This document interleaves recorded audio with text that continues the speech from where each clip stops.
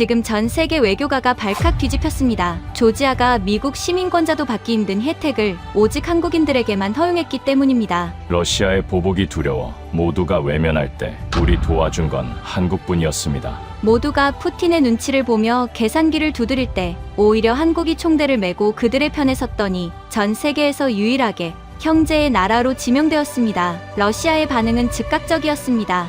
서방 국가들이었다면 가만두지 않았겠지만 한국이라니 그거 참 묘한 일이군. 결과는 충격적이었습니다. 러시아의 앞마당인 이 나라가 보란듯이 한국 기업에게만 자원 독점권을 주자 유럽 기업들이 경악을 금치 못한 것입니다. 아무도 거들떠보지 않던 약소국의 눈물을 닦아준 대한민국. 그리고 그 호의가 거대한 경제 동맹으로 돌아온 그 충격적인 사연. 지금 시작합니다. 저는 지정학 분쟁 지역만 30년을 취재해 온 저널리스트 토마스 스털링입니다. 위험한 곳, 다친 곳, 지도에서 지워질 뻔한 곳, 그런 곳이 제 전문 분야였습니다. 저는 지금 조지아의 수도 트빌리시 공항에 나와 있습니다. 방금 제 눈앞에서 믿기 힘든 광경이 벌어졌습니다. 제 뒤에 서 있던 일본인 관광객은 까다로운 입국 심사에 걸려 가방을 다 뒤엎고 있는데 바로 옆 창구의 한국인 대학생은 여권만 보여주고 5초 만에 통과했습니다. 심사관이 서툰 한국어로 이렇게 말하더군요. 안녕하세요. 형제의 나라. 저는 귀를 의심했습니다. 조지아는 러시아와 국경을 맞대고 있는 나라입니다. 지정학적으로 세계에서 가장 위험하고 폐쇄적인 화약고 중 하나죠. 그런데 형제의 나라라니요. 이 미스터리를 풀기 위해서는 시계를 거꾸로 돌려야 합니다. 전 세계가 베이징 올림픽의 화려한 개막식에 취해 있던 그날로 말입니다. 그날 트빌리시의 하늘은 불타고 있었습니다. 러시아의 폭격기가 조지아의 영공을 새까맣게 뒤덮었습니다. 탱크가 국경을 넘어 밀고 들어왔고 평화롭던 마을은 순식간에 잿더미가 되었습니다. 세계는 충격에 빠졌지만 아무도 움직이지 않았습니다. 상대가 러시아였기 때문입니다. 그 거대한 곰을 건드리고 싶어하는 나라는 없었습니다. 미국조차 규탄 성명만 낼 뿐 군사적 개입은 주저했습니다. 그때 조지아 외무부 차관이었던 이라클리 씨는 절망 속에서 전 세계 대사관으로 공문을 보냈습니다. 도와달라는 요청이 아니었습니다. 무기를 달라는 것도 아니었습니다. 그 공문에는 피 묻은 손으로 꾹꾹 눌러 쓴 듯한 단 하나의 문장이 적혀 있었습니다. 제발 우리를 그루지아라고 부르지 말아 주십시오. 우리는 조지아입니다. 여러분은 그루지아라는 이름을 들어보셨을 겁니다. 아마 한국의 기성세대 분들에게는 그루지아가 더 익숙할지도 모릅니다. 하지만 그 이름이 조지아 사람들에게 어떤 의미인지 아십니까? 그건 식민지의 낙인입니다. 러시아 제국이 그들을 정복하고 멋대로 붙인 노예의 이름입니다. 마치 일제강점기 시절 일본이 한국의 도시 이름을 제멋대로 창씨 개명했던 것과 똑같은 치욕입니다. 나라가 망해가는 순간에 그들이 원한 건 식량도 무기도 아닌 이름의 회복이었습니다. 러시아의 속국 그루지아가 아니라 자주독립국 조지아로 기억되고 싶다는 마지막 절규였죠. 이라클리 차관은 당시를 이렇게 회고했습니다. 우리는 전 세계 190여 개국의 편지를 보냈습니다. 우리의 존엄을 지켜달라고요. 러시아식 발음인 그루지아를 버리고 영어식 표기인 조지아를 써달라고 애원했습니다. 결과는 어땠을까요? 처참했습니다. 대부분의 나라는 답장조차 하지 않았습니다. 러시아의 눈치를 봤기 때문입니다. 러시아는 공공연하게 경고했습니다. 그루지아라는 이름을 바꾸는 나라는 러시아와의 우호 관계를 포기하는 것으로 간주하겠다고 말입니다. 천연가스 파이프라인을 잠그겠다는 무언의 협박이었습니다.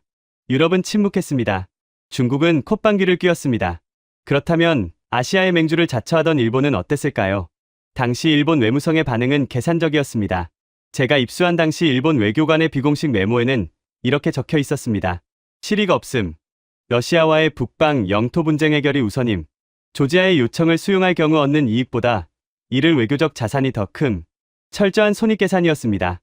일본에게 조지아는 아무런 경제적 가치가 없는 지도 구석에 박힌 작은 나라일 뿐이었습니다.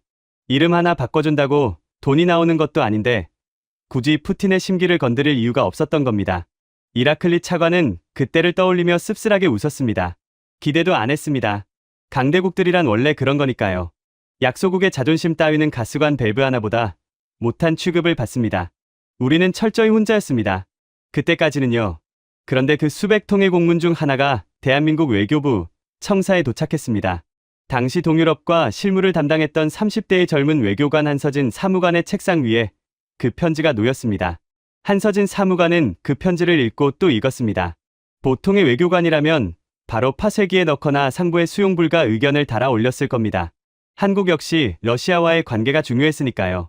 당시 한국 기업들은 러시아 진출의 사활을 걸고 있었고 에너지 수급 문제도 얽혀 있었습니다. 조지아의 편을 드는 건 외교적 자살행위나 다름없었습니다. 하지만 한서진 사무관은 그 편지에서 눈을 뗄 수 없었습니다. 그루지아라는 네 글자에서 그는 100년 전의 경성을 보았습니다. 나라를 뺏기고 말과 글과 이름마저 빼앗겨야 했던 우리 할아버지, 할머니들의 피눈물을 보았습니다. 이건 외교의 문제가 아닙니다. 정체성의 문제입니다. 한서진은 떨리는 손으로 보고서를 작성하기 시작했습니다. 실익을 따지는 외교부에서 감성에 호소하는 보고서는 통하지 않는다는 걸 알았습니다. 선배들은 미쳤냐고 했습니다. 러시아 대사가 알면 당장 항해 방문을 올 거라고 말렸습니다. 하지만 그는 멈추지 않았습니다. 그는 보고서의 마지막에 이렇게 적었습니다.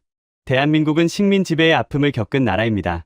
우리가 그들의 아픔을 외면한다면 누가 그들의 이름을 불러주겠습니까? 이것은 국익을 넘어선 국격의 문제입니다. 모두가 반대했습니다. 일본도 미국도 안 하는데 우리가 왜 총대를 매냐는 비난이 쏟아졌습니다. 그런데 놀라운 일이 벌어졌습니다. 이 무모한 보고서가 차관을 거쳐 장관의 결재판까지 올라간 겁니다. 그리고 며칠 뒤 조지아 외무부에 한 통의 전화가 걸려왔습니다. 발신지는 대한민국 서울이었습니다. 도대체 한국은 어떤 결단을 내렸던 걸까요? 그리고 그 선택은 어떻게 러시아의 보복을 피하고 조지아 사람들의 심장에 한국이라는 두 글자를 새겨 넣었을까요? 지금부터 그 충격적인 반전이 시작됩니다. 이라클리 차관은 그날의 전화를 평생 잊지 못한다고 했습니다. 전화벨이 울렸을 때 저는 사무실에서 밤을 새우고 있었습니다. 러시아군이 트빌리시 외곽까지 진격했다는 소식에 잠을 잘 수가 없었거든요. 수화기를 들었을 때 영어로 또박또박 말하는 젊은 목소리가 들려왔습니다. 대한민국 외교부입니다. 귀국의 요청에 대해 답변 드리고자 연락드렸습니다. 이라클리 차관의 심장이 쿵 내려앉았습니다. 또 거절이겠지. 정중하게 포장한 거절 통보겠지. 이미 수십 개 나라에서 같은 패턴의 답변을 받았습니다. 귀국의 요청을 심도 있게 검토했으나 현 시점에서는 수용이 어렵습니다. 그런 말을 들을 준비를 하고 있었습니다. 그런데 수화기 너머로 들려온 말은 전혀 예상치 못한 것이었습니다. 대한민국 정부는 오늘부로 그루지아라는 명칭을 공식 폐기하고 조지아로 표기를 변경합니다. 이라클리 차관은 자신의 귀를 의심했습니다. 뭐라고요? 다시 한번 말씀해 주시겠습니까? 대한민국은 귀국의 공식 명칭을 조지아로 인정합니다. 모든 정부 문서, 외교 서한, 언론 표기에서 그루지아를 삭제하고 조지아로 통일합니다. 전화기를 든 이라클리 차관의 손이 부들부들 떨리기 시작했습니다. 옆에 있던 직원들이 무슨 일이냐고 물었지만 그는 대답할 수 없었습니다. 눈물이 앞을 가렸기 때문입니다. 왜요? 그는 겨우 그 한마디를 내뱉었습니다. 왜 한국은 우리를 도와주는 겁니까? 러시아가 보복할 텐데요. 한국에 아무런 이익도 없잖아요. 수화기 너머로 잠시 침묵이 흘렀습니다. 그리고 한서진 사무관의 목소리가 들려왔습니다. 우리도 당한 적이 있어서요. 네, 100년 전에 우리도 이름을 빼앗겼습니다. 일본이 우리한테 창씨 개명을 강요했거든요. 김 씨는 가네야마가 되어야 했고 박 씨는 아라키가 되어야 했습니다. 자기 이름을 부르지 못하는 게 얼마나 치욕적인지 우리는 압니다. 이라클리 차관은 말을 잇지 못했습니다. 한서진 사무관이 말을 이었습니다. 그래서 저희가 외면할 수 없었습니다. 이건 외교가 아니라 동병상련입니다. 같은 아픔을 겪은 사람만이 그 아픔을 알아줄 수 있으니까요. 전화를 끊고 이라클리 차관은 한참 동안 멍하니 앉아 있었습니다. 그리고 사무실에 있던 직원들에게 외쳤습니다. 한국이 우리 이름을 불러줬어. 한국이 조지아라고 불러줬어. 사무실이 술렁였습니다. 한국이요? 그 동아시아의 작은 나라가요? 그래. 미국도 일본도 안 해준 걸 한국이 해줬어. 그날 밤 조지아 외무부 청사에는 환호성이 울려 퍼졌습니다. 전쟁 중에 기쁜 소식이라곤 처음이었습니다. 하지만 기쁨도 잠시, 걱정이 밀려왔습니다. 러시아가 가만히 있을 리 없었습니다. 예상대로 며칠 뒤 러시아 외무부에서 대한민국 정부에 강력한 항해 서한을 보내왔습니다. 대한민국의 이번 결정은 러시아 연방의 역사적 권리를 침해하는 적대적 행위로 간주한다. 이에 따른 모든 결과는 대한민국 정부가 책임져야 할 것이다. 협박이었습니다. 당시 한국은 러시아산 천연가스 수입을 늘리려고 협상 중이었습니다. 한국 건설사들이 러시아 극동개발 프로젝트에 참여하려고 줄을 서 있었습니다. 러시아의 보복이 현실화되면 수조 원의 손해가 날 수도 있었습니다. 외교부 내에서 다시 논란이 일었습니다. 봤지? 내가 뭘 했어. 괜히 나섰다가 일만 키웠잖아. 지금이라도 철회해야 하는 거 아니야. 조지아가 뭔데 러시아랑 척을 져. 한서진 사무관은 사면 초가에 몰렸습니다. 선배들은 대놓고 무시했고 승진해서 밀릴 거라는 소문이 돌았습니다. 하지만 그는 굽히지 않았습니다. 한 번 내민 손을 거둘 수는 없습니다. 그건 배신이에요. 그가 버틸 수 있었던 건 조지아에서 날아온 편지 때문이었습니다. 이라클리 차관이 직접 쓴 감사 편지였습니다. 한국은 우리에게 단순히 이름을 바꿔준 게 아닙니다. 존엄을 되찾아 주었습니다. 이 은혜는 조지아 사람들이 대대손손 기억할 것입니다. 언젠가 반드시 보답하겠습니다. 한서진 사무관은 그 편지를 책상 유리 밑에 넣어두었습니다. 힘들 때마다 그 편지를 보며 버텼습니다. 그리고 놀라운 일이 벌어졌습니다. 한국의 결정이 알려지자 다른 나라들도 움직이기 시작한 겁니다. 한국도 했는데 우리가 왜 못해? 리투아니아가 따라왔습니다. 에스토니아가 동참했습니다. 폴란드가 합류했습니다. 모두 소련에 짓밟혔던 아픔을 가진 나라들이었습니다. 한국이 첫 번째 도미노를 쓰러뜨리자 연쇄 반응이 일어난 겁니다. 러시아는 분노했지만 모든 나라를 상대로 보복할 수는 없었습니다. 결국 으름장만 놓고 물러섰습니다. 한서진 사무관의 도박은 성공한 겁니다. 이라클리 차관은 그때를 이렇게 회고했습니다. 한국이 용기를 냈기 때문에 다른 나라들도 용기를 낼 수 있었습니다. 한국은 작은 나라지만 거인의 심장을 가졌더군요. 강대국 눈치 보느라 입 다물고 있던 나라들에게 한국이 길을 열어준 겁니다. 그로부터 얼마 뒤 일본도 슬그머니 조지아로 표기를 바꿨습니다.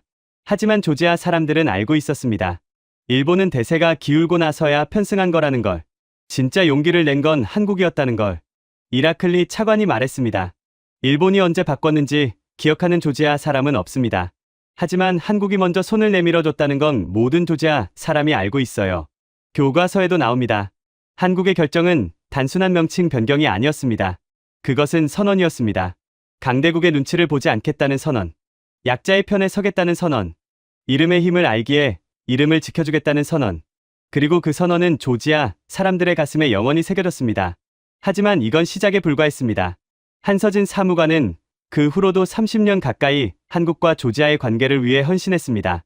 그가 치른 대가는 무엇이었을까요? 그리고 조지아는 어떻게 그 은혜를 갚았을까요? 저는 트빌리시 시내를 걸었습니다. 조지아의 수도는 생각보다 아름다웠습니다. 고대 성당과 현대식 건물이 공존하고 있었고 쿠라강이 도시 한가운데를 유유히 흐르고 있었습니다. 그런데 걷다 보니 이상한 게 눈에 들어왔습니다. 한글이었습니다. 한국 식당, 한국 마트, 한국어 학원, 한글 간판이 여기저기 보였습니다. 가이드 다비트에게 물었습니다. 한국인이 여기 많이 삽니까? 다비트가 고개를 끄덕였습니다. 많이 삽니다. 사업하러 온 사람, 유학 온 사람, 그냥 살러 온 사람. 1년 비자 없이 있을 수 있으니까 장기 체류하는 한국인이 많아요. 저는 물었습니다. 왜 한국인에게만 그런 혜택을 줍니까? 다비트가 의미심장하게 웃었습니다. 그건 니노 교수님한테 들으시는 게 좋을 거예요.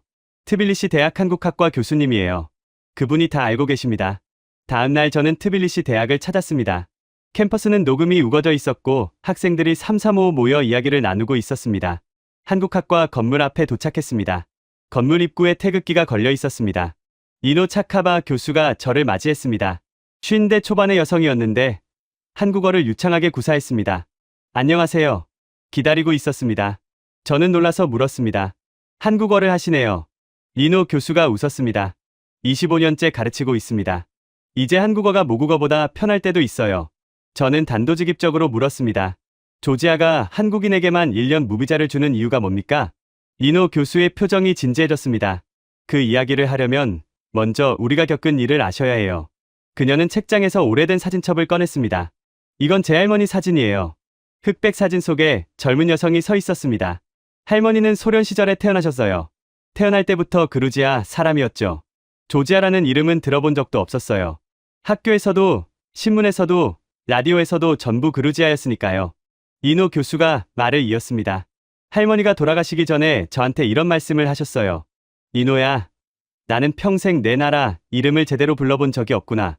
죽기 전에 한 번만이라도 조지아 사람이라고 불리고 싶었는데. 니노 교수의 눈에 눈물이 고였습니다. 할머니는 소련이 붕괴하기 2년 전에 돌아가셨어요. 조금만 더 사셨으면 조지아라는 이름을 들으셨을 텐데. 저는 조용히 들었습니다. 그루지아라는 이름이 왜 그렇게 싫으셨던 건가요? 니노 교수가 대답했습니다. 그건 우리 이름이 아니니까요. 러시아가 우리를 정복하고 멋대로 붙인 이름이에요. 우리가 스스로를 뭐라고 부르는지 아세요? 사카르트벨로예요. 조지아는 영어식 표기고요. 그루지아는 러시아어 발음을 그대로 옮긴 거예요. 그녀가 목소리를 높였습니다. 한국인들은 이해할 거예요. 일본이 한국을 조선이라고 불렀잖아요. 식민지 조선. 그 이름이 기분 좋으세요? 저는 고개를 저었습니다. 마찬가지예요. 그루지아는 우리에게 식민지의 이름이에요. 노예의 이름이에요. 그 이름으로 70년을 불렸어요. 이노 교수가 다른 사진을 꺼냈습니다. 이건 한국 대사관에서 찍은 사진이에요. 사진 속에는 한국 외교관들과 조지아 관리들이 함께 서 있었습니다. 한 젊은 한국인이 서류를 들고 있었습니다. 이분이 한서진 사무관이에요. 한국이 조지아로 명칭을 바꾸겠다고 통보했을 때 담당이셨던 분이죠. 저는 그 사진을 자세히 봤습니다. 30대 초반으로 보이는 젊은 남성이었습니다. 이 사진이 찍힌 날, 우리 외무부 직원들이 다 울었어요. 이노 교수가 말했습니다. 전쟁 중이었거든요. 러시아 탱크가 국경 근처까지 와 있었어요. 나라가 망할 수도 있는 상황이었죠. 그런데 저 멀리 한국에서 우리 이름을 불러줬어요. 우리가 조지아라고. 그녀의 목소리가 떨렸습니다. 그때 우리는 깨달았어요. 세상에 우리 편이 있구나. 강대국 눈치 안 보고 우리 이름을 불러주는 나라가 있구나. 저는 물었습니다. 그래서 1년 무비자를 준 겁니까? 이노 교수가 고개를 끄덕였습니다. 그것만은 아니에요. 하지만 그게 시작이었어요. 한국은 이름만 바꿔준 게 아니에요. 그 후로도 계속 우리 편에 서줬어요. 그녀가 설명을 이었습니다. 러시아가 우리 영토 20%를 점령했을 때 한국은 러시아의 점령을 인정하지 않는다고 선언했어요. 유엔에서 우리 편을 들어줬어요. 경제협력도 늘려줬어요. 30년 동안 한국은 한 번도 우리를 저버린 적이 없어요. 어떤 정부가 들어서든 보수든 진보든 한국의 조지아 정책은 변하지 않았어요. 이노 교수가 창밖을 바라봤습니다. 그래서 우리도 보답하고 싶었어요. 한국이 우리한테 해준 걸 우리도 한국한테 해주고 싶었어요. 저는 물었습니다. 1년 무비자가 그 보답입니까? 이노 교수가 미소를 지었습니다. 그게 전부는 아니에요. 우리가 줄 수 있는 건 다 주고 싶어요. 한국인들이 우리나라에서 편하게 살고 일하고 사업할 수 있게요. 우리는 한국의 은혜를 잊지 않아요. 저는 핵심 질문을 던졌습니다. 일본도 나중에 조지아로 바꿨잖아요. 일본에도 같은 혜택을 주나요? 이노 교수의 표정이 미묘하게 변했습니다. 일본은 90일이에요. 왜요? 일본은 대세가 기울고 나서 바꿨어요. 한국보다 훨씬 늦게요. 그리고 솔직히 말해서 일본은 우리 요청을 처음에 거절했어요. 실익이 없다고요. 그녀가 단호하게 말했습니다. 첫 번째로 손을 내민 사람과 나중에 따라온 사람은 다릅니다. 한국은 우리가 가장 힘들 때 가장 먼저 손을 내밀어 줬어요. 그 은혜를 어떻게 잊겠어요. 저는 고개를 끄덕였습니다. 이노 교수가 덧붙였습니다. 그리고 한 가지 더 있어요. 뭔데요? 한서진이라는 분이 30년 동안 한국과 조지아의 관계를 위해 헌신하셨어요. 그분의 이야기를 들으시면 왜 우리가 한국을 형제의 나라라고 부르는지 이해하실 거예요. 저는 한서진이라는 이름을 기억해 두었습니다. 그리고 다음 날 그를 만나러 갔습니다. 30년 전 29살의 젊은 외교관이었던 그는 이제 예순을 바라보는 노련한 외교관이 되어 있었습니다. 그가 들려준 이야기는 제 예상을 훨씬 뛰어넘는 것이었습니다. 외교관 한 사람이 30년 동안 얼마나 많은 것을 희생하고 얼마나 많은 것을 이루어내는지. 한서진을 만난 건 트빌리시 외곽의 한 카페에서였습니다. 40대 중반의 나이였지만 눈빛은 여전히 맑고 단단했습니다. 얼굴에는 코카서스의 강한 햇볕에 그을린 흔적이 있었습니다. 15년 넘게 이 땅에서 보낸 세월의 증거였습니다. 반갑습니다. 스털링 기자님이시죠? 악수를 청하며 저는 물었습니다. 10여 년 전부터 이 나라와 인연을 맺으셨다고 들었습니다. 정말입니까?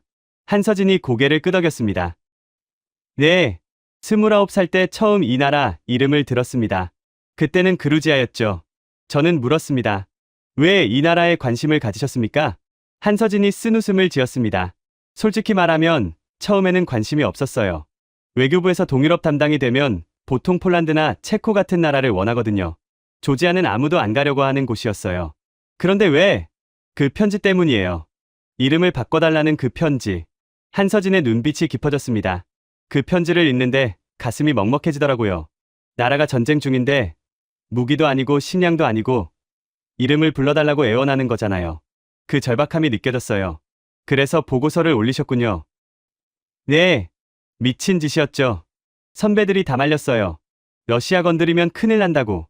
괜히 나서지 말라고. 저는 물었습니다. 그런데 왜 밀어붙이셨습니까? 한서진이 창밖을 바라봤습니다. 저희 할아버지 때문이에요. 할아버지요? 저희 할아버지는 일제강점기 때 창씨개명을 거부하셨어요. 그 때문에 많은 불이익을 받으셨죠. 공직에도 못 나가고 사업도 못 하시고. 한서진의 목소리가 떨렸습니다. 할아버지가 돌아가시기 전에 저한테 이런 말씀을 하셨어요. 서진아, 이름은 목숨보다 중요한 거야. 이름을 버리면 자기 자신을 버리는 거야. 그 말씀이 계속 기억나더라고요. 조지아 사람들의 편지를 읽으면서 할아버지 생각이 났어요. 이분들도 이름을 지키려고 목숨을 거는구나. 한서진이 잠시 말을 멈추고 커피잔을 들었습니다. 할아버지는 제가 외교관 시험에 합격했을 때 이미 돌아가신 뒤였어요. 그런데 그 편지를 읽는 순간 할아버지가 제 어깨를 두드리시는 것 같았어요. 이 일을 해야 한다고. 네가 해야 한다고. 저는 고개를 끄덕였습니다. 명칭 변경이 승인된 후에는 어떻게 되셨습니까? 한서진이 쓰게 웃었습니다. 난리가 났죠. 러시아 대사관에서 항의가 들어오고 언론에서는 외교 참사라고 떠들고 저는 문책을 받을 줄 알았어요. 그런데요. 다행히 위에서 막아주셨어요. 장관님이 결국 책임은 내가 진다고 하셨거든요. 그리고 시간이 지나니까 오히려 칭찬을 받게 됐어요. 어떻게요? 한국이 먼저 하니까 다른 나라들도 따라왔잖아요. 결국 대세가 된 거죠. 한국이 선도적 역할을 했다고 평가를 받았어요. 한서진이 말을 이었습니다. 그 후로 저는 조지아 담당이 됐어요. 자원에서요. 왜요? 책임감 때문이에요. 제가 시작한 일이니까 끝까지 봐야 한다고 생각했어요. 그리고 솔직히 정이 들었어요. 저는 물었습니다. 처음 조지아에 직접 가셨을 때 어땠습니까? 한서진의 표정이 복잡해졌습니다. 명칭 변경 후 1년쯤 지나서 처음 출장을 갔어요. 트빌리시 공항에 내렸는데 입국 심사관이 제 여권을 보더니 갑자기 일어서는 거예요. 왜요? 코리안이라고 소리치더니 옆에 있던 동료들을 다 불렀어요. 저는 무슨 문제가 생긴 줄 알고 식은땀이 났죠. 한서진이 웃으며 말했습니다. 그런데 그게 아니었어요. 그 사람들이 저한테 악수를 청하는 거예요. 고맙다고. 한국이 우리 이름을 불러줘서 고맙다고. 입국 심사대에서 10분 동안 악수만 했어요. 정말요? 네. 심사관 중 한 명이 제 손을 꼭 잡고 놓질 않더라고요. 눈에 눈물이 고여 있었어요. 그러면서 이렇게 말했어요. 한서진이 당시를 떠올리며 말했습니다. 우리 어머니가 평생 조지아라는 이름으로 불리고 싶어 하셨는데 작년에 돌아가셨다고. 어머니가 살아계셨으면 한국 사람한테 직접 고맙다고 말씀하셨을 거라고. 그 말을 대신 전해달라고. 저는 뭐라고 대답해야 할지 몰랐어요. 그냥 그 사람 손을 꼭 잡고 있었어요. 한서진이 말을 이었습니다. 공항을 나서는데 택시기사가 저한테 어디서 왔냐고 묻더라고요. 한국이라고 했더니 요금을 안 받겠다는 거예요. 요금을요? 네. 한국 사람한테 돈을 받을 수 없다고. 신랑이 끝에 겨우 요금을 내긴 했는데 그 기사가 마지막에 이러더라고요. 한서진이 잠시 멈췄습니다. 다음에 오면 우리 집에서 밥 먹어라. 아내가 조지아 전통 음식 해줄 거다. 진짜 초대를 받으셨어요? 네. 그리고 진짜 갔어요. 그 기사 집에. 한서진이 회상에 잠겼습니다. 작은 아파트였어요. 가난한 집이었죠. 그런데 상다리가 휘어지게 음식을 차려놨더라고요. 아내분이 며칠 동안 준비했다면서. 조지아 전통 요리인 칼리, 하차푸리, 치킨 타바카, 와인도 직접 담근 거라고 내왔어요. 어떠셨어요? 한서진의 눈에 눈물이 고였습니다. 밥을 먹는데 그 기사가 갑자기 울더라고요. 왜 우냐고 했더니 이러는 거예요. 우리 아버지가 소련 시절에 돌아가셨는데 평생 그루지아라는 이름이 싫다고 하셨대요. 죽기 전에 조지아라고 불리고 싶다고 하셨는데 못 들으셨대요. 그런데 한국이 우리 이름을 불러줬다고. 아버지가 살아계셨으면 얼마나 좋아하셨을까. 그러면서 우는 거예요. 한서진이 손으로 눈물을 닦았습니다. 저도 같이 울었어요. 그때 결심했습니다. 이 사람들을 위해 평생 일해야겠다고. 저는 조용히 들었습니다. 한서진이 말을 이었습니다. 그 후로 조지아를 수십 번 오갔어요. 갈 때마다 그 택시 기사 집에 들렀고요. 나중에는 가족처럼 됐어요. 가족처럼요? 한서진이 고개를 끄덕였습니다. 그 기사 이름이 기오르기였어요. 아내는 나나, 아들은 다비트. 저한테는 조지아에서의 가족이었죠. 다비트가 고등학생일 때 제가 한국어를 가르쳐줬어요. 매번 출장 올 때마다 한국어 교재를 사다 줬거든요. 그 아이가 열심히 배우더라고요. 한서진이 미소를 지었습니다. 나중에 다비트가 트빌리시 대학 한국학과에 입학했어요. 제가 가르쳐준 한국어가 도움이 됐다면서 전화로 울더라고요. 저도 울었죠. 그 집 아들이 결혼할 때 제가 축의금을 냈어요. 결혼식에도 갔고요. 결혼식은 어땠어요? 한서진의 표정이 환해졌습니다. 조지아 전통 결혼식이었어요.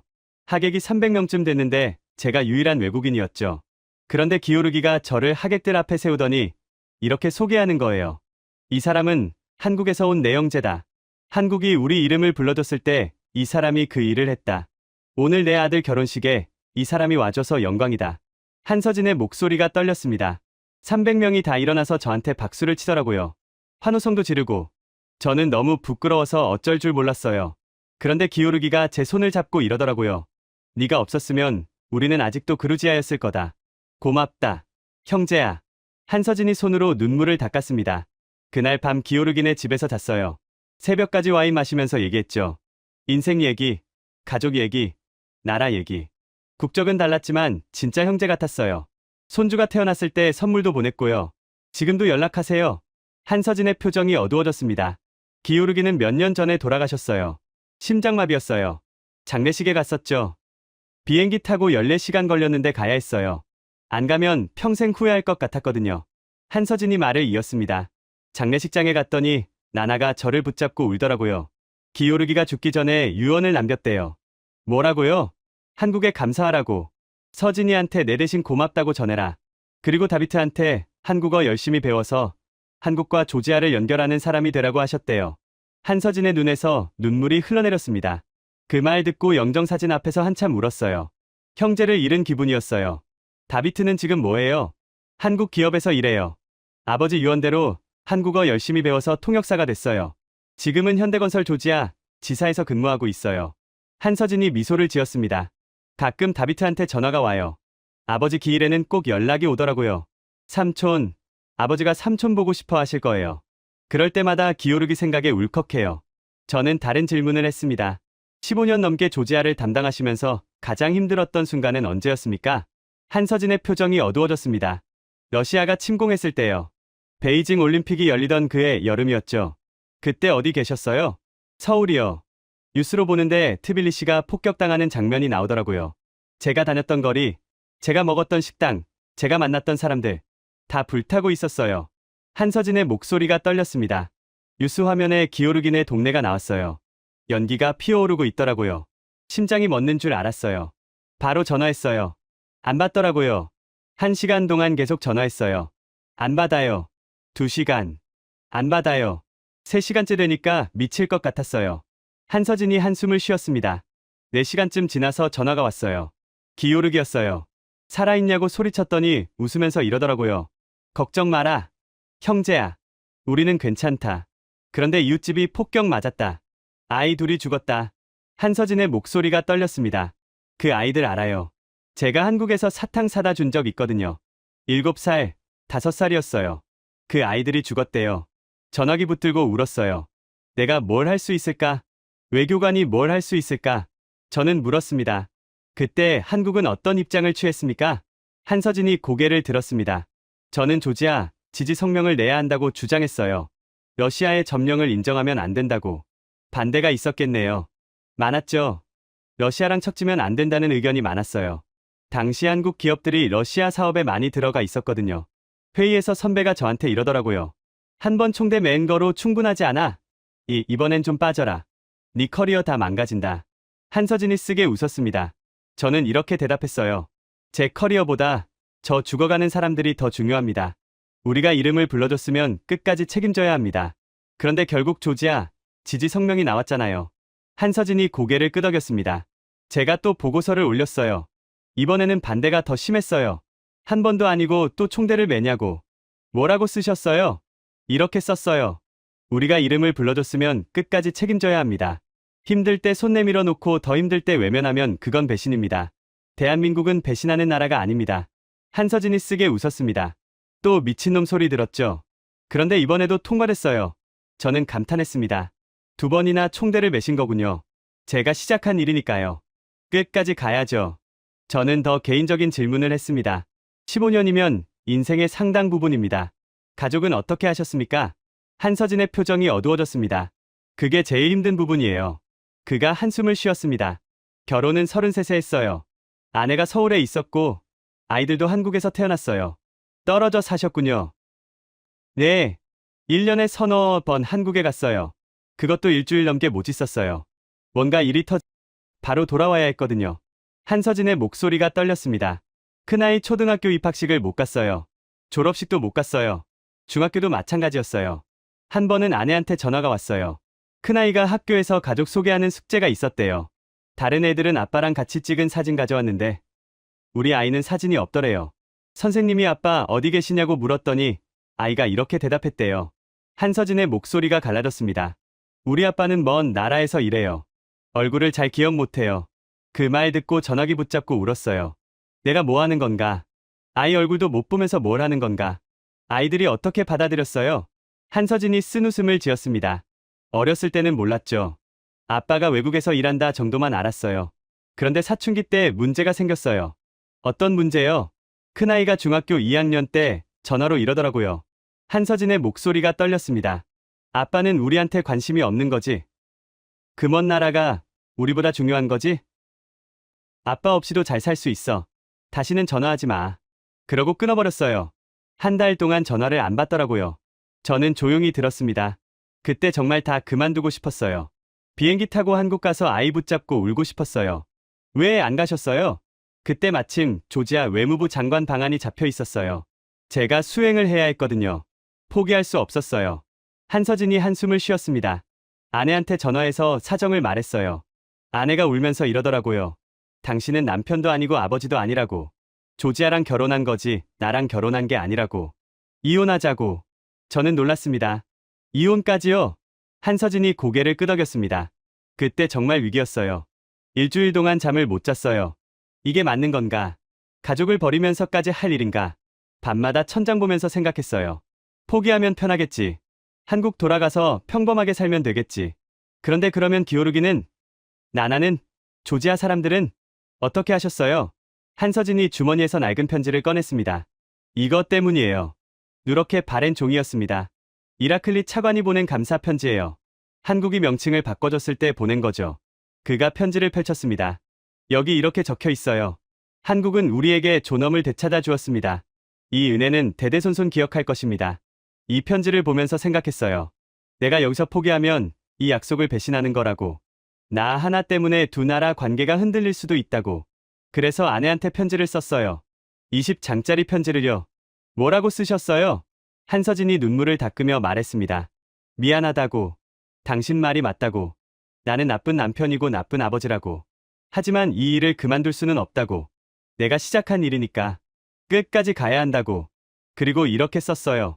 언젠가 아이들이 크면 이해할 거라고. 아빠가 왜 이렇게 살았는지. 그때까지만 기다려달라고. 한서진이 잠시 멈췄습니다. 편지 마지막에 이렇게 썼어요. 당신이 나를 버려도 이해해.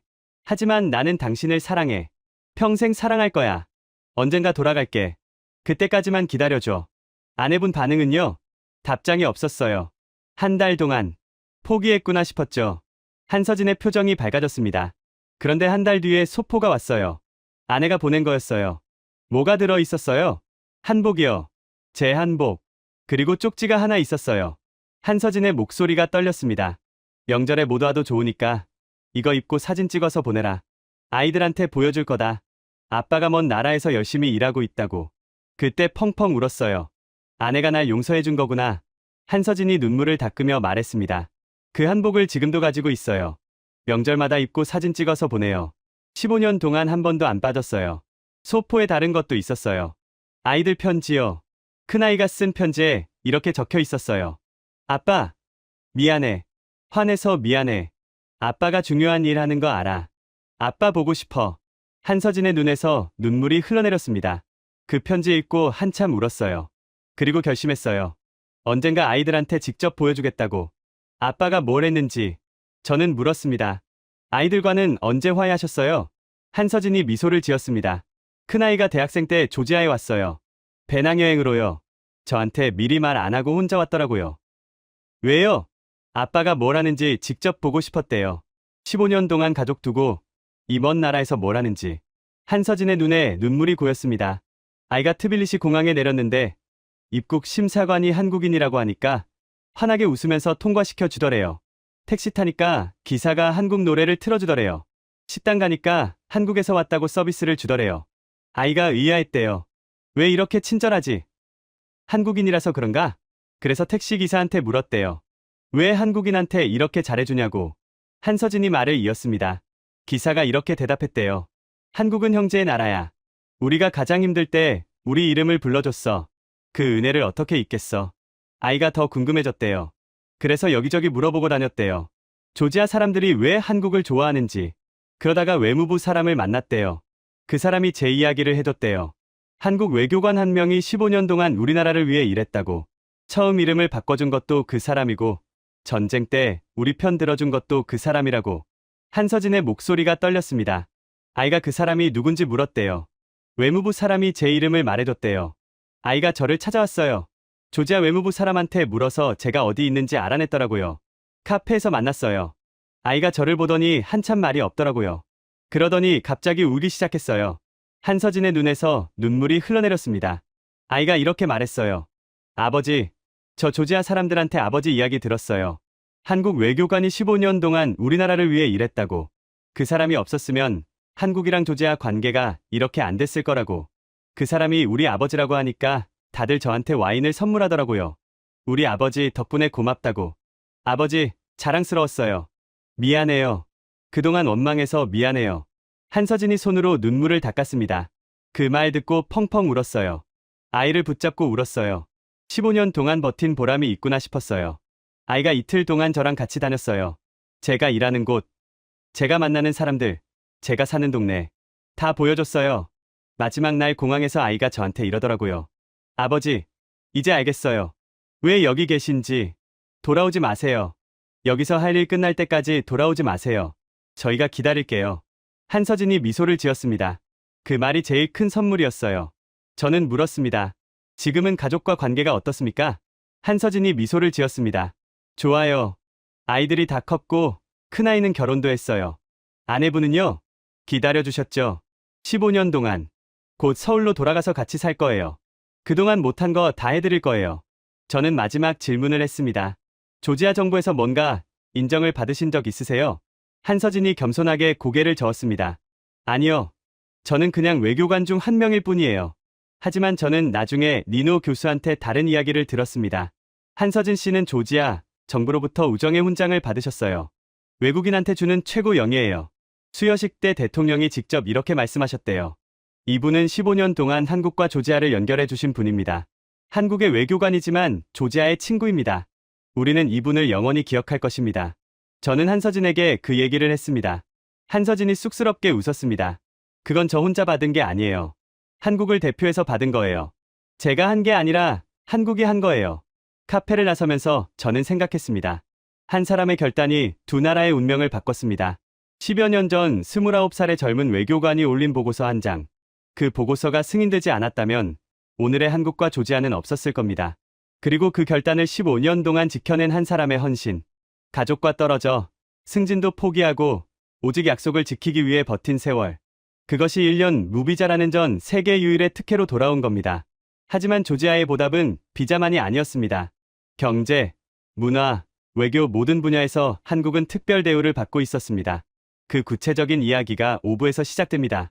조지아 외교부 차관보 기오르기 로바드제를 만났습니다. 아시아 담당 40대 관료였습니다. 저는 단도직입적으로 물었습니다. 왜 한국인에게만 1년 무비자를 줍니까? 솔직하게 말씀해 주세요. 기오르기 차관보가 웃었습니다. 솔직하게요? 좋습니다. 그가 책상 위에 서류를 정리하며 말했습니다. 처음에는 90일이었어요. 다른 우호국들과 같은 수준이었죠. 그런데 왜 1년으로 늘렸습니까? 논의가 있었어요. 한국에 특별한 대우를 해야 하지 않겠냐는. 기오르기 차관보가 설명을 이었습니다. 회의에서 누군가 이렇게 말했어요. 한국은 우리가 가장 힘들 때 손을 내밀어 준 나라다. 러시아가 우리를 짓밟을 때 한국만 우리 이름을 불러줬다. 그런 나라를 일본이나 중국이랑 똑같이 대우해도 되는 거냐. 다들 고개를 끄덕였어요. 그래서 한국만 1년으로 올린 겁니다. 저는 물었습니다. 미국이나 유럽은요? 미국은 90일이에요. 유럽 대부분도 90일이고요. 그러니까 한국이 미국보다 높은 대우를 받는 건가요? 기오르기 차관보가 고개를 끄덕였습니다. 비자 기준으로는 그렇죠. 전 세계에서 1년 무비자를 받는 나라는 한국뿐이에요. 저는 놀랐습니다. 미국 시민권자보다 한국인이 더 오래 체류할 수 있다는 거군요. 맞아요. 그리고 단순 체류만이 아니에요. 한국인은 1년 동안 취업 활동도 할 수 있어요. 사업도 할 수 있고요. 사실상 영주권에 가까운 혜택이죠. 저는 물었습니다. 일본은요? 기오르기 차관보의 표정이 미묘하게 변했습니다. 일본은 90일이에요. 왜요? 일본도 나중에 조지아로 바꿨잖아요. 나중에요. 그게 중요한 거예요. 기오르기 차관보가 단호하게 말했습니다. 한국은 우리가 가장 힘들 때 먼저 손을 내밀었어요. 일본은 대세가 기울고 나서야 따라왔어요. 첫 번째와 두 번째는 다릅니다. 그가 책상 서랍에서 서류 한 장을 꺼냈습니다.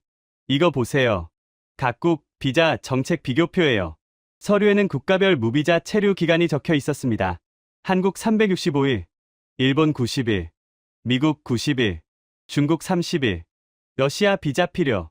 한국만 365일이네요. 네. 그리고 이건 단순히 숫자의 차이가 아니에요. 메시지예요. 기요르기 차관보가 말했습니다. 우리가 한국에 보내는 메시지예요. 당신들은 특별하다. 당신들은 우리 형제다. 그래서 우리 집에 1년 동안 머물러도 좋다. 저는 흥미로운 질문을 던졌습니다. 혹시 일본인과 한국인이 다르게 대우받는 걸 직접 본 적 있으세요? 기요르기 차관보가 웃으며 고개를 끄덕였습니다. 매일 봅니다. 공항에 가보시면 알아요. 저는 실제로 트빌리시 공항 입국장을 다시 찾았습니다. 이번에는 입국 심사 과정을 자세히 관찰했습니다. 오후 3시쯤 도쿄발 비행기가 도착했습니다. 일본인 관광객 그룹이 입국장으로 들어왔습니다. 그들은 일반 외국인 줄에 섰습니다. 심사관이 첫 번째 일본인의 여권을 받았습니다. 체류 목적이 뭡니까? 관광이요. 며칠 머무릅니까? 일주일이요. 숙소 예약증 보여주세요. 일본인이 스마트폰을 꺼내 호텔 예약 화면을 보여줬습니다. 귀국 항공권도요. 또 스마트폰을 꺼냈습니다. 심사관이 꼼꼼히 확인했습니다. 현금은 얼마나 가지고 있습니까? $500 정도요. 심사관이 고개를 끄덕이고 도장을 찍었습니다. 한 명당 평균 2, 3분이 걸렸습니다. 그 다음 한국인 가족이 왔습니다. 아버지, 어머니, 초등학생으로 보이는 아이 둘. 그들은 코리아 올리라인으로 갔습니다. 별도의 줄이 있었습니다. 안내판에 한글로 한국인 전용이라고 적혀 있었습니다. 심사관이 여권을 보더니 활짝 웃었습니다. 안녕하세요. 서툰 한국어였습니다. 안녕하세요. 아버지가 대답했습니다. 심사관이 여권에 도장을 쾅 찍고 바로 돌려줬습니다. 즐거운 여행 되세요. 5초도 안 걸렸습니다. 질문도 없었습니다. 서류 확인도 없었습니다. 그냥 웃으면서 보내줬습니다. 아이가 심사관에게 손을 흔들었습니다. 심사관도 손을 흔들며 웃었습니다. 저는 그 심사관에게 다가가 물었습니다. 왜 한국인은 질문을 안 합니까? 심사관이 당연하다는 듯이 대답했습니다. 한국인은 형제니까요. 형제한테 왜 왔냐고 묻는 게 예의입니까? 저는 다시 물었습니다. 일본인한테는 왜 그렇게 꼼꼼하게 물어봅니까? 심사관의 표정이 미묘하게 변했습니다. 일본은 외국이니까요. 한국도 외국 아닙니까? 심사관이 고개를 저었습니다. 한국은 달라요. 한국은 가족이에요. 저는 할 말을 잃었습니다. 잠시 후 또 다른 한국인이 입국장에 들어왔습니다. 20대 후반으로 보이는 젊은 남성이었습니다. 배낭을 메고 있었습니다. 심사관이 여권을 보더니 환하게 웃었습니다. 오! 한국! BTS! 젊은 남성이 웃으며 대답했습니다. 네, BTS요. 심사관이 엄지를 치켜 세웠습니다. I love Korea. 도장을 쾅 찍고 여권을 돌려줬습니다. 웰컴 투 조지아, 마이 프렌드. 젊은 남성이 감사 인사를 하고 지나갔습니다. 저는 그 젊은 남성을 따라가 물었습니다. 실례합니다. 조지아는 처음이세요? 네, 처음이에요. 입국 심사 어떠셨어요? 젊은 남성이 웃었습니다. 신기했어요. 아무것도 안 물어보더라고요. 다른 나라에서는 이것저것 물어보는데 여기는 그냥 웃으면서 보내주네요. 한국인이라서 그런 거예요. 그런가요? 대박이네요. 저는 그에게 왜 조지아에 왔는지 물었습니다. 유튜브에서 봤어요. 한국인한테 1년 무비자 준다고. 유럽 여행하면서 조지아도 들르려고요. 얼마나 계실 건데요? 원래 일주일 생각했는데 1년 있을 수 있다니까 더 있어 볼까 고민 중이에요. 저는 트빌리시 시내를 돌아다니며 한국의 존재감을 직접 확인했습니다. 삼성 서비스 센터가 있었습니다. 대형 매장이었습니다. 유리창에 갤럭시 스마트폰 광고가 붙어 있었습니다. 직원에게 물었습니다. 한국 제품이 잘 팔리... 직원이 웃으며 대답했습니다. 삼성은 조지아에서 제일 인기 있는 브랜드예요. 한국 제품이라면 다들 신뢰해요. 왜요? 품질이 좋으니까요. 그리고 한국이니까요. 직원이 덧붙였습니다. 여기 사람들은 한국이라면 무조건 좋아해요. 삼성이 한국 회사라는 거 다 알아요. 그래서 더 사는 것 같아요. 애플보다 인기 있어요? 비슷해요. 그런데 애플은 비싸잖아요. 같은 가격이면 삼성 사는 사람이 더 많아요. 한국 거니까. 현대자동차 대리점도 있었습니다. 쇼룸에 소나타와 투싼이 전시되어 있었습니다. 반짝반짝 윤이 났습니다. 대리점 매니저가 저를 반겼습니다. 어서 오세요. 차 보러 오셨어요? 아니요, 취재 중이에요. 현대차가 여기서 잘 팔린다고 들었는데요. 매니저의 얼굴이 환해졌습니다. 그럼요. 조지아에서 현대차 점유율이 높아요. 한국 차는 품질이 좋다는 인식이 있거든요. 일본 차보다 인기 있어요. 일본 차보다요? 매니저가 고개를 끄덕였습니다. 네, 도요타나 혼다도 있긴 한데 현대가 더 잘 나가요. 한국 브랜드라는 게 여기서는 플러스 요인이거든요. 구체적으로 얼마나 팔려요? 작년에 1000대 넘게 팔았어요.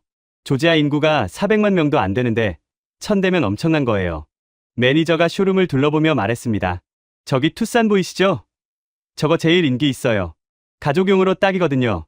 조지아 사람들이 가족 여행 많이 가는데 투싼 타고 가면 멋있잖아요. 한국인 손님도 있어요. 있죠.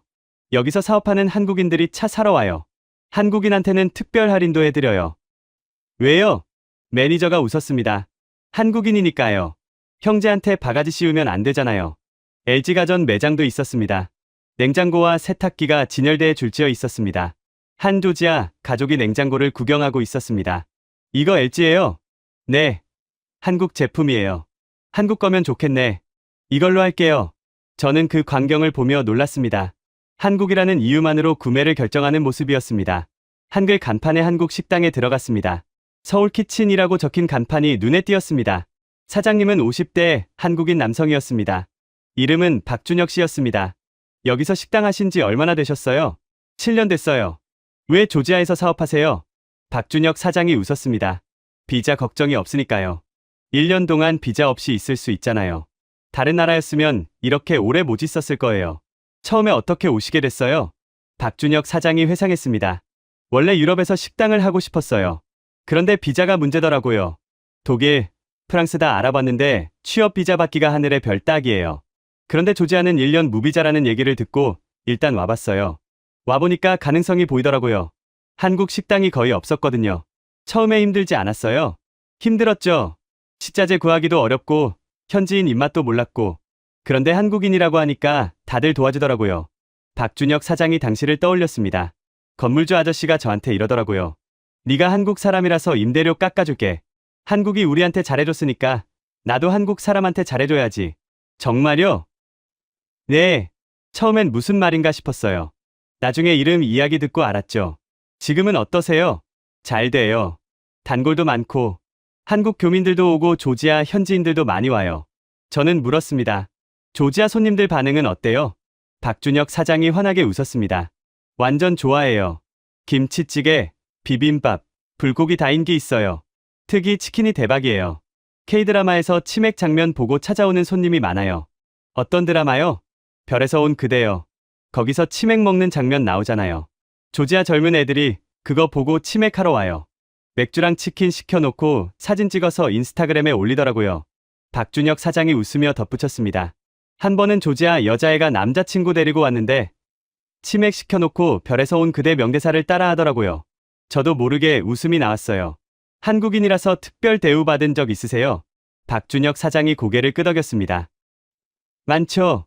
임대 계약할 때 건물주가 한국인이라고 월세를 깎아줬어요. 식자재 납품업체도 한국인이라고 더 좋은 조건을 줬고요. 한 번은 가게에 도둑이 들었어요. 다행히 큰 피해는 없었는데 경찰이 와서 조사하더라고요. 제가 한국인이라고 했더니 경찰관이 이러더라고요. 뭐라고요? 한국 사람 가게 털다니 용서 못한다. 반드시 잡겠다. 그러더니 진짜 일주일 만에 잡았어요. 정말요? 네. 경찰관이 범인 잡고 저한테 전화해서 이러더라고요. 한국 형제한테 피해준 놈 잡았다. 걱정 마라. 저는 또 다른 한국인 사업가를 만났습니다. 김태호 씨, 35살. IT 스타트업을 운영하고 있었습니다. 세련된 카페에서 만났습니다. 조지아에서 창업하신 거예요? 김태호 씨가 고개를 끄덕였습니다. 네, 3년 전에요. 왜 조지아에서요? 비자도 비자지만 사업하기 좋은 환경이에요. 법인 설립이 쉽고 세금도 낮아요. 그리고 한국인한테 호의적이에요. 호의적이라는 게 구체적으로 뭔가요? 김태호 씨가 설명했습니다. 정부 관계자 만나기가 쉬워요. 한국인이라고 하면 미팅을 잘 잡아줘요. 다른 나라 사람들은 몇 주씩 기다리는데 저는 며칠 만에 만났어요. 정말요? 네. 한 번은 정부 담당자가 이러더라고요. 한국은 우리 친구니까 우선적으로 도와드린다고. 실제로 인허가 절차도 빨리 진행됐어요. 김태호 씨가 노트북을 열어 보여줬습니다. 이게 저희 회사 앱이에요. 조지아어 번역 서비스예요. 한국어를 조지아어로, 조지아어를 한국어로 번역해주는 거죠. 수요가 있어요. 엄청 있어요. 한국 관광객이 늘면서 번역 수요가 폭발했어요. 한국 기업들도 조지아 진출하면서 저희 서비스 많이 써요. 매출은요? 김태호 씨가 웃었습니다. 작년 매출이 5억 원 넘었어요. 올해는 더 늘 것 같아요. 5억이요? 대단하네요. 조지아라서 가능했어요. 한국에서 이 정도 하려면 경쟁이 너무 심하거든요. 여기는 블루오션이에요. 저는 물었습니다. 일본인 사업가도 같은 대우를 받나요? 김태호 씨가 고개를 저었습니다. 아니요. 제가 아는 일본인 사업가가 있는데 저보다 훨씬 오래 걸렸대요. 한국인과 일본인의 차이가 확실히 있어요. 왜 그런 것 같아요? 이름 때문이죠. 한국이 조지아 이름을 먼저 불러줬으니까요. 조지아 사람들은 그걸 절대 안 잊어요. 저는 또 다른 흥미로운 현상을 발견했습니다. 조지아 와인이 한국에서 인기라는 것이었습니다. 와인숍에 들어갔습니다. 고급스러운 인테리어였습니다. 벽면에 와인병이 줄지어 있었습니다. 주인이 말했습니다. 한국 수출이 매년 늘고 있어요. 한국인들이 조지아 와인을 많이 찾거든요. 왜요? 한류 덕분이에요.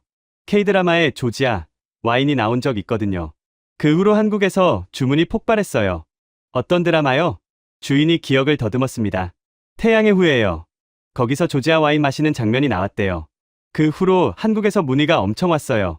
얼마나요? 한 달에 컨테이너 2개씩 보내요. 예전엔 1년에 1개 보내기도 힘들었는데 주인이 와인병 하나를 들어 보여줬습니다. 이거 보세요. 라벨에 한글이 있어요. 정말이었습니다. 와인 라벨에 조지아 와인이라고 한글로 적혀 있었습니다. 한국 수출용으로 만든 거예요. 한국 시장이 그만큼 중요해진 거죠. 저는 니노 교수에게 확인했습니다. 조지아 와인이 한국에서 인기라면서요? 니노 교수가 고개를 끄덕였습니다. 네. 한국은 조지아 와인 수출 상위 10개국 안에 들어요. 몇 년 전만 해도 순위권 밖이었는데 급성장했어요. 왜 그렇게 된 거예요? 상호작용이에요. 한국이 우리한테 잘해주니까 우리도 한국에 좋은 걸 주고 싶은 거죠. 와인 업체들이 한국 시장 개척에 적극적이에요. 한국인 입맛에 맞는 와인을 개발하기도 했고요. 니노 교수가 덧붙였습니다. 조지아 와인 협회에서 매년 한국에 홍보단을 보내요. 서울에서 시음회도 열고요. 그게 다 한국에 대한 고마움 때문이에요. 트빌리시 대학 한국학과를 다시 방문했습니다. 수업 중인 교실에 들어갔습니다. 20대 초반의 학생들이 한국어를 배우고 있었습니다. 안녕하세요. 저는 조지아 사람입니다. 발음이 꽤 좋았습니다. 수업 후 학생들과 이야기를 나눴습니다. 마리암, 22살 여학생이 말했습니다. 저는 K드라마 때문에 한국어를 배우기 시작했어요. 사랑의 불시착을 보고 한국에 빠졌어요. 졸업하면 뭐 하고 싶어요? 한국 기업에 취직하고 싶어요. 삼성이나 LG 같은데요. 한국 회사에서 일하면 월급이 3배예요. 3배요? 네. 조지아 평균 월급이 $500 정도인데 한국 회사에서 일하면 $1,500 이상 받아요. 한국어 하면 인생이 달라져요. 기요르기, 24살 남학생이 말했습니다. 저는 BTS 팬이에요. 한국어 가사를 이해하고 싶어서 배우기 시작했어요. 한국에 가본 적 있어요? 아직이요. 하지만 꼭 갈 거예요. 서울 보고 싶어요. 명동, 홍대, 한강. 서울에 가면 뭐 하고 싶어요? 기요르기의 눈이 반짝였습니다. BTS 콘서트요. 그리고 한강에서 치맥, 드라마에서 봤거든요. 니노 교수가 설명했습니다. 10년 전만 해도 한국학과 학생이 20명이었어요. 지금은 150명이에요. 대기자도 50명이 넘어요. 왜 이렇게 인기가 많아졌어요? 한류 때문이죠. K드라마, K팝이 조지아에서 엄청 인기예요. 그리고 현실적인 이유도 있어요. 한국어를 배우면 취업이 잘 되거든요. 저는 물었습니다. 한국 기업이 조지아에 많이 진출해 있나요? 점점 늘고 있어요. 한국인들이 1년 동안 비자 없이 있을 수 있으니까 장기 프로젝트 하기 좋거든요. 건설, IT, 무역 분야에서 한국 기업들이 활발해요. 니노 교수가 덧붙였습니다. 우리 졸업생들 취업률이 90%가 넘어요. 한국어 하면 무조건 취직돼요. 그래서 학생들이 죽어라 공부해요. 한국어 못하는 졸업생은 취업이 어려워요. 아니요. 그래도 취업은 돼요. 그런데 한국어 잘하면 월급이 2~3배 차이 나요. 그러니까 다들 죽어라 하는 거죠. 저는 졸업생 한 명을 더 만났습니다. 레반, 28살 남성. 현대건설 조지아 지사에서 일하고 있었습니다. 어떻게 취직하셨어요? 레반이 대답했습니다. 대학교 4학년 때 인턴으로 들어갔어요. 한국어 할 줄 안다고 했더니 바로 뽑아주더라고요. 지금 하시는 일은요? 통역 겸 현장 관리요. 한국인 기술자들이랑 조지아 노동자들 사이에서 소통을 도와요. 힘들지 않아요? 레반이 웃었습니다. 힘들죠? 야근도 많고요. 그런데 배우는 게 많아요. 한국 사람들 일하는 방식이 다르거든요. 뭐가 달라요? 꼼꼼해요. 대충 넘어가는 게 없어요. 처음에는 왜 이렇게 까다롭나 싶었는데 나중에 보니까 그래서 품질이 좋은 거더라고요. 레반이 현장 사진을 보여줬습니다. 이거 저희가 짓고 있는 아파트예요. 트빌리시 외곽에 있어요. 완공되면 500세대가 입주해요. 한국 기술로 짓는 거예요. 네. 설계도 한국에서 왔고 핵심 기술도 한국 거예요. 조지아에서 이 정도 품질의 아파트는 처음이에요. 저는 물었습니다. 한국인 상사들은 어때요? 레반이 진지하게 대답했습니다. 존중해줘요. 조지아 사람이라고 무시하지 않아요. 실력 있으면 인정해주고 승진도 시켜줘요. 그게 제일 좋아요. 다른 외국 회사랑 다른가요? 달라요. 러시아 회사에서 일해본 친구가 있는데 거기서는 조지아 사람이라고 무시당했대요. 한국 회사는 안 그래요. 실력으로 평가해요. 저는 감탄했습니다. 이름 하나에서 시작된 인연이 이렇게까지 커진 겁니다. 비자 혜택, 경제 협력, 문화 교류, 인재 양성. 10여 년 전에 작은 배려가 눈덩이처럼 불어난 겁니다. 하지만 가장 중요한 건 따로 있었습니다. 젊은 세대의 마음이었습니다. 조지아의 미래를 이끌어갈 청년들이 한국을 형제의 나라로 여기고 있었습니다. 그들의 이야기가 이제 시작됩니다. 아나 게라시모바를 만났습니다. 26살의 젊은 여성, 트빌리시 대학 한국학과를 졸업하고 지금은 삼성전자 조지아 지사에서 일하고 있었습니다. 왜 한국어를 배웠어요? 아나가 환하게 웃었습니다. 처음에는 드라마 때문이었어요. 도깨비를 보고 한국에 빠졌어요. 공유 오빠 팬이었거든요. 그녀가 말을 이었습니다. 그런데 공부하면서 한국 역사를 알게 됐어요. 일제강점기, 한국전쟁, 경제발전. 우리랑 비슷하면서도 더 대단하다고 느꼈어요. 저는 물었습니다. 뭐가 비슷해요? 아나의 표정이 진지해졌습니다. 우리도 식민 지배를 받았거든요. 러시아한테 200년 동안요. 이름도 빼앗기고 말도 빼앗기고 한국이 일본한테 당한 거랑 똑같아요. 그래서 한국에 공감이 가요. 같은 아픔을 겪은 나라니까요. 저는 물었습니다. 한국에 가본 적 있어요? 아나의 눈이 반짝였습니다. 작년에 처음 갔어요. 회사에서 연수 기회를 줬거든요. 서울에서 한 달 있었어요. 어땠어요? 꿈 같았어요. 그녀가 흥분해서 말했습니다. 영동에서 쇼핑하고, 한강에서 치맥 먹고, 경복궁에서 한복 입고 사진 찍고, 드라마에서 보던 장면이 다 현실이더라고요. 그리고 놀라운 경험을 했어요. 뭔데요? 거리에서 한국 사람한테 조지아에서 왔다고 했더니 그분이 환하게 웃으면서 이러시더라고요. 아나가 한국어로 말했습니다. 조지아? 와인 나라, 친구. 한국 사람들이 우리나라를 알고 있더라고요. 그게 정말 감동이었어요. 저는 물었습니다. 앞으로 계획이 뭐예요? 아나가 진지하게 대답했습니다. 한국에서 일하고 싶어요. 삼성 본사에 가고 싶어요. 한국어도 더 열심히 배우고 실력도 쌓아서 기회가 오면 도전할 거예요. 저는 다른 젊은이들도 만났습니다. 다비트, 28살 남성. 한국 건설회사에서 일하고 있었습니다. 한국 회사에서 일하는 건 어때요? 다비트가 생각하더니 대답했습니다. 힘들어요. 솔직히 말하면요.